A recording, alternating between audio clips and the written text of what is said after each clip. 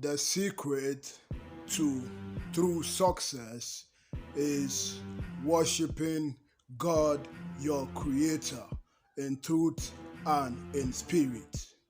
When you worship God, your Creator, He will give you consistency.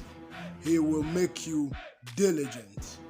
All you need is hard work. That is the number one recipe to success.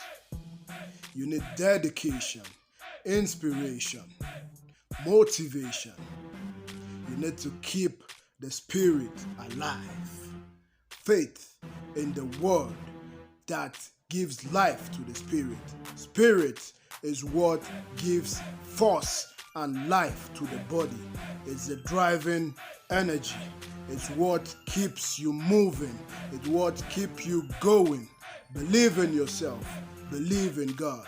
Believe in your Creator. He has given you life and He has given you victory.